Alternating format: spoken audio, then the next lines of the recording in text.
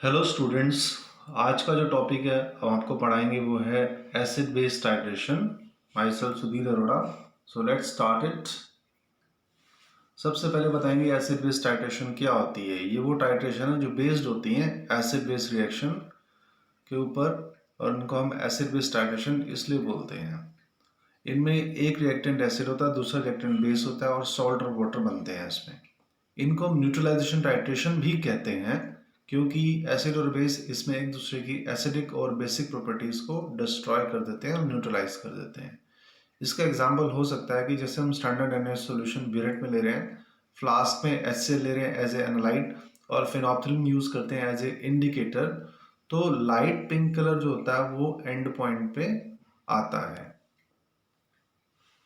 अब acid base titration की theory क्या है बच्चों? ये जो टाइट्रेशन है ये एक रिएक्शन पे बेस्ड होती है, उसी पे टिकी होती है। इसमें जो रिएक्शन होता है वो फास्ट होता है और कंप्लीट होता है।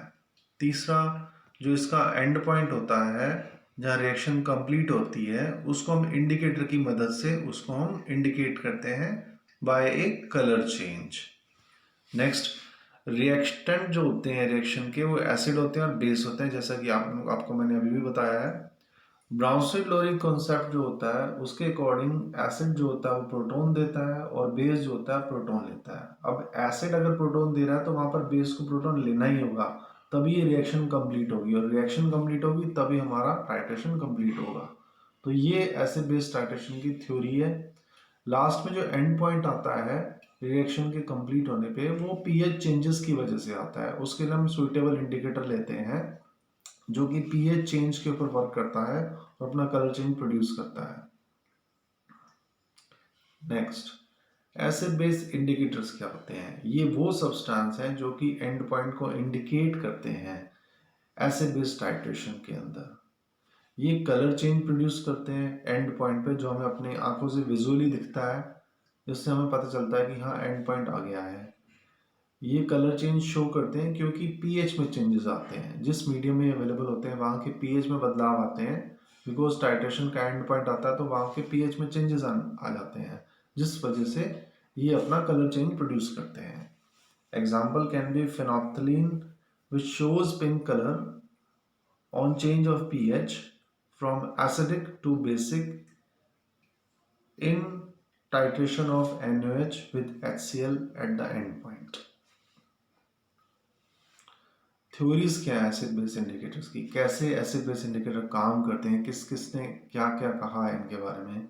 सबसे पहले एक ऑस्टवर्ल्ड थ्योरी आई थी जिसके हिसाब से जो इंडिकेटर होते हैं वो वीक ऑर्गेनिक एसिड होते हैं या वीक ऑर्गेनिक बेस होते हैं। वीक मीन्स जो कम टूटते हो, ऑर्गेनिक मीन्स जो कार्बन हाइड्रोजन के मेनली बने हो, और एसिड मीन्स जो प्रोटॉन देते हो, बेस मीन्स जो प्रोटॉन लेते हो।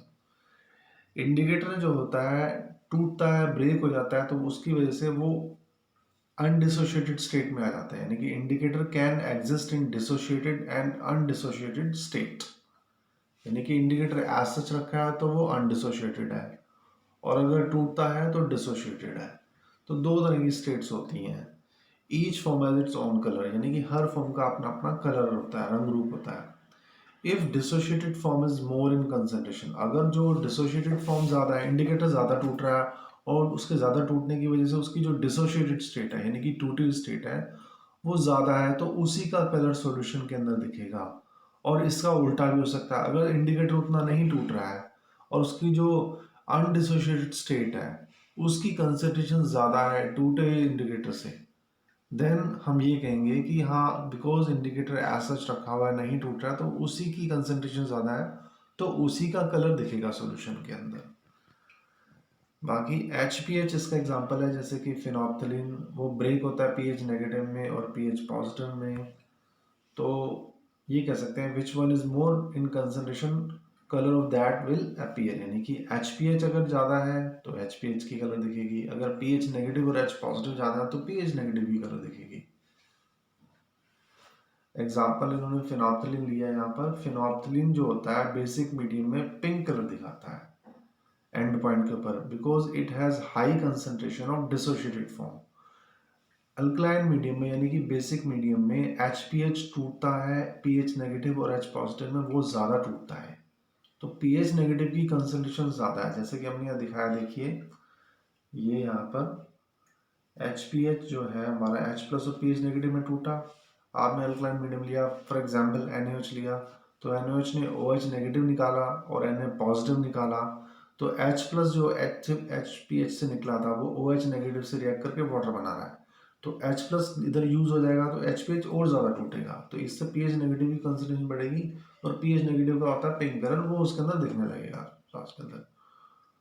अब अगर दूसरी स्थिति लें तो वो है HPH को हम एसिडिक मीडियम में ले रहे हैं, तो यहाँ पर कॉमन इफेक्ट की वजह से HPH फर्दर दब जाएगा, वो टूट ही नहीं पाएगा, तो HPH की कंसंट्रेशन पीएच नेगेटिव से ज़्यादा होगी, तो इस वजह से HPH का अपना कलर कुछ है नहीं, तो कलरलेस है, तो वो दिखने लगेगा, तो इस वजह से इस तरीके से वर्क करता है। तो नेक्स्ट है हमारा दूसरी थ्योरी है, वो है क्विनोनॉइड थ्योरी।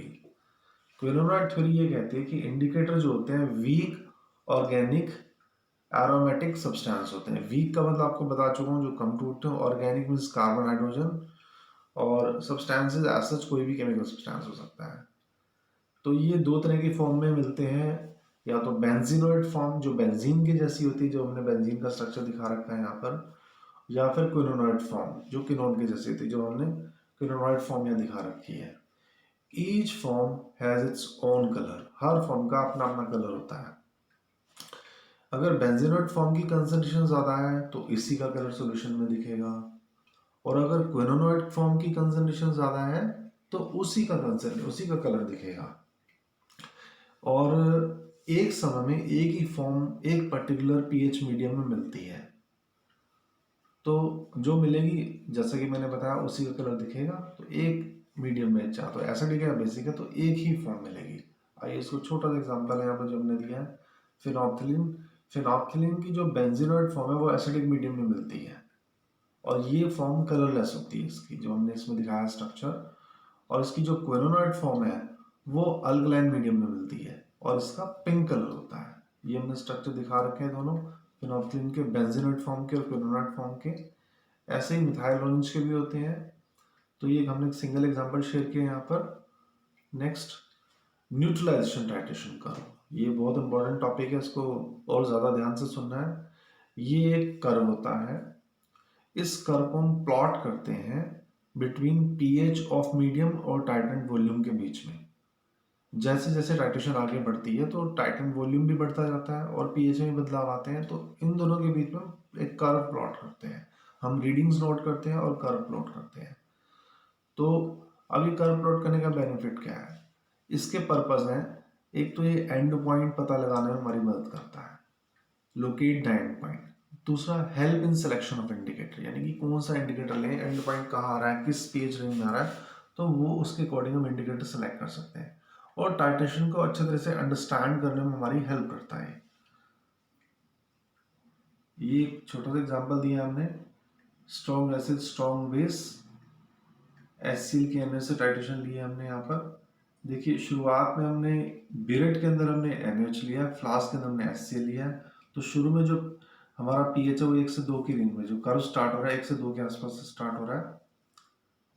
तो ये आगे कर्व आगे बढ़ रहा है, बढ़ रहा बढ़ रहा बढ़ रहा बढ़ रहा बढ़ रहा बढ़ रहा है, और आगे जाके देखिए यहाँ पर जंप कर गया, एकदम से एंड पॉइंट के नजदीक आते ही जंप करता है। तो ये जो इन्फ्लेक्शन आ रहा है, जो उछाल आ रहा है, इसका जो मिड पॉइंट है हम उसको एंड पॉइंट कहते हैं। तो इसमें 3 ऑब्जर्वेशन है। शुरू में पीएच लो है तो कर्व धीरे धीरे आगे बढ़ता है, बहुत कम उछाल नहीं है उसमें, राइज नहीं है, तो सीधे स्ट्रेट ही चल रहा है। Near and point curve jump high, जैसे एंड पॉइंट नजदीक आता है तो कर्व अचानक से जंप करता है, तेजी से उछाल आता है। और जो एंड पॉइंट है वो मिड पॉइंट है इन्फ्लेक्शन का। अब यहाँ पीएच रेंज जैसे इस टाइट्रेशन में हमें 6 to 8 के रेंज में एंड पॉइंट आ रहा है, यानी 7 के आसपास आ रहा है। तो अगर हम अल्कलाइन पीएच फाइनली आ रहा है तो अगर फिनॉप्थिलीन लेंगे तो बहुत सुइटेबल रहेगा यहाँ पर। तो यहाँ पर फिनॉप्थिलीन हमारा सुइटेबल इंडिकेटर हो सकता है। तो एक छोटा सा एग्जाम्पल था न्यूट्रलाइजेशन टाइट्रेशन कर्व का। लास्ट में कुछ जनरल टर्म्स है। पीएच क्या होता है? Negative log of hydrogen ion concentration, उसको हम पीएच कहते हैं। 0 to 7 के रेंज में जो पीएच होता है वो एसिडिक पीएच होता है, और 7 to 14 की रेंज में होता है वो अल्कलाइन पीएच होता है। एसिड क्या होता है? Substance which gives proton, base वो सब्सटेंस जो प्रोटॉन लेते हैं। कॉमन एन इफेक्ट क्या होता है? Reduction of dissociation of weak electrolyte on addition of strong electrolyte with common ion like in weak electrolyte. जब किसी वीक इलेक्ट्रोलाइट का डिसोसिएशन चल रहा है और अगर उसमें कोई स्ट्रॉन्ग इलेक्ट्रोलाइट ऐड कर देते हैं जिसमें कॉमन एन भी होता है साथ में, तो वहाँ पर जो उसका डिसोसिएशन है वो दब जाता है। इसको हम कॉमन आयन इफेक्ट कहते हैं। लॉ ऑफ मास एक्शन क्या है? Rate of reversible chemical reaction जो होता है वो डिपेंड करता है product of concentration of reactant at constant temperature. मान लो कोई रिवर्सिबल केमिकल रिएक्शन हो रही है तो उसमें रिएक्टेंट्स भी होंगे, तो उनके जो रिएक्शन की जो रेट होगी वो डिपेंड करेगी उन्हीं के multiplication of concentration of reactants पे। तो उसको हम कहते हैं लॉ ऑफ मास एक्शन। तो एक ये छोटा सा क्विक रिव्यू था एसिड बेस टाइट्रेशन का। तो आई होप आपको समझ आया होगा अच्छे से। तो thank you friends, good luck.